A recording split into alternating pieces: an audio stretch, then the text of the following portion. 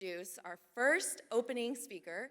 Her name is Katie Hudson from Publicist. She will be talking about NFTs, the next wave of consumer engagement, experience, and loyalty. Give her a round of applause.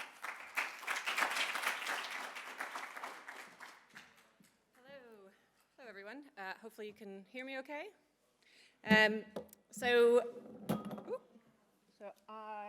Do I need to click for my slides to come up? That's me. Right. I'm going to go back a bit. Right. So this is the topic of my presentation, as Quinn said. So I come from Publicis, which is a big advertising holding company. We actually have about 87,000 people, as it kind of references on my slide there. This is a bit more about me. And that crosses capabilities like creative, content, production, media, which is the area that I sit in, and data and technology.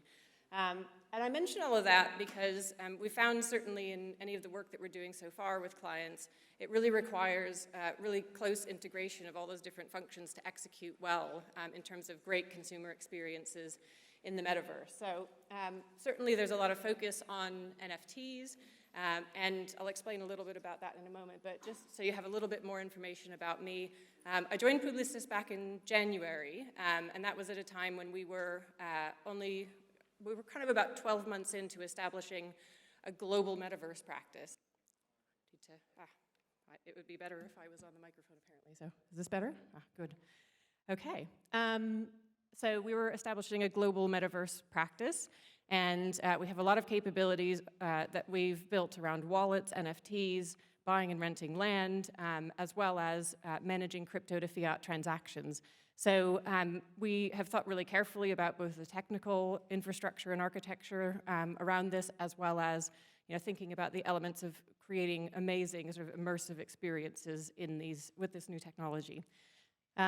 Obviously, as it says, I have a background in other kinds of tech, and I'm one of those folks that has breadth and some depth, but I'm not a developer, so I work with a fantastic team of technical folks that help architect some of these solutions. So of the 87,000 people that I mentioned that we employ, about 1,000 of those are already working on activations for customers. So that includes people who are kind of experts at NFT technology, but also the kind of creators that help think about all the great ways in which we can use NFTs and what they should look like with brands. Everything through from the kind of creator type of folks, all the way through to people who are kind of experts in various kinds of partnerships that help make these things happen.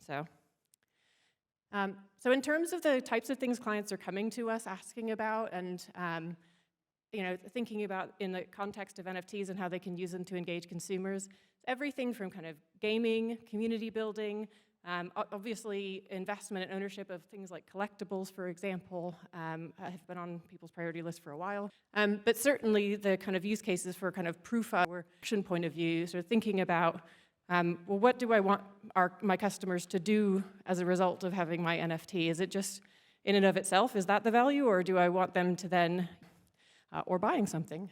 Certainly, potentially some brands have gone out there and they've kind of dropped NFTs, and those are actually kind of tradable, valuable assets that are kind of limited edition, for example, where there's been a collaboration with an artist, for example, and in and of themselves, they're very valuable.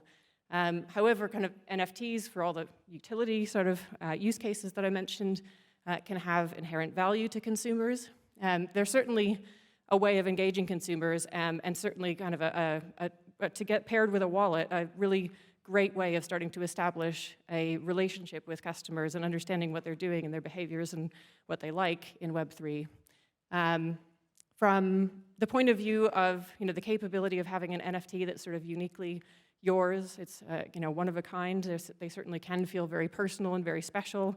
And for any of you out there who have a Bored Ape, obviously you're part of a very special club of people that is envied by the rest of the world, and certainly there have been many things that have been derived from that as well that has really given a sense of people feel very attached to their ape, and that it is aligned with with them, and other people are also very interested in kind of following and understanding people who have apes and why they have apes. So they can be very kind of personal and very important in terms of like the social sphere. And certainly accessing branded experiences, as I was talking about before, sort of thinking about whether it's kind of getting, if it's an NFT related to an album, getting access to additional content or experiences, or maybe meet the band type of things, you know, that would be a great use case. And I already mentioned about kind of using them for tracking and gathering data, understanding the signals for what consumers are doing in Web3 or Web2 potentially. So we've got a couple of use cases here where we did, actually this was one of the very first NFT campaigns that we did together with Macy's, and you wouldn't necessarily think of Macy's as a hugely sort of technologically advanced brand, but they really wanted to do something in association with their iconic Macy's Day Parade, and also do something that was cause-related. So for the Make-A-Wish Foundation, they raised quite a bit of money, and they also kind of obviously indirectly created lots of PR impressions and lots of awareness of the campaign and that charity.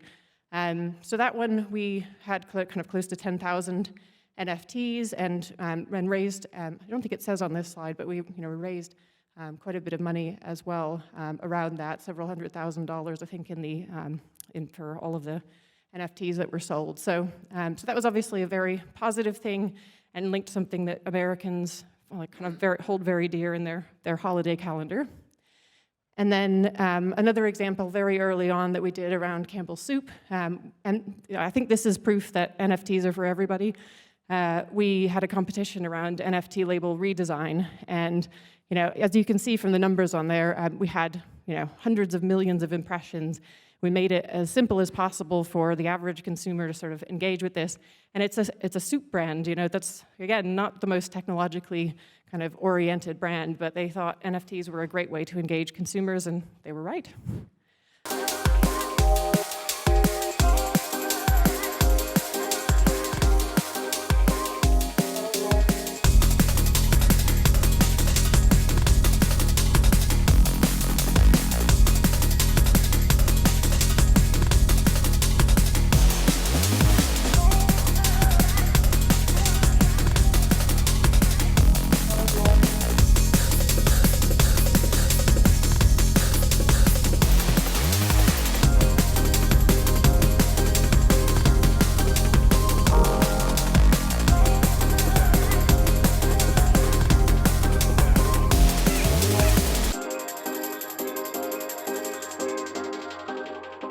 So as you can see from that video, within a couple of months, our ability to kind of do amazing things with clients and NFTs matured, in a couple of months from Thanksgiving to January at the Consumer Electronics Show with Samsung.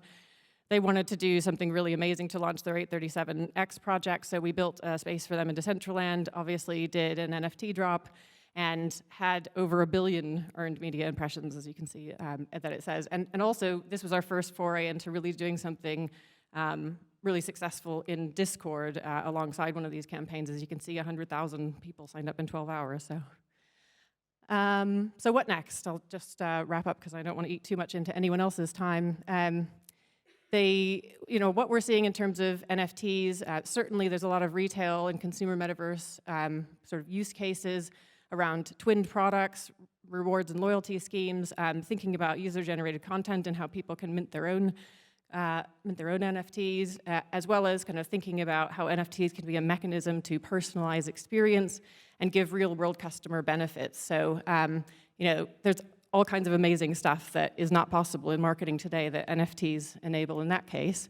And then certainly we're also seeing NFT applications in augmented and mixed reality, so you don't have to kind of be thinking about Web3 to use NFTs. There's lots of opportunity to pair them with other sort of mixed sort of virtual and real world use cases for some of the same benefits that I talked about before, but also to have a more engaging sort of gamified experience that people can play with on their phone, so that makes them really accessible as well.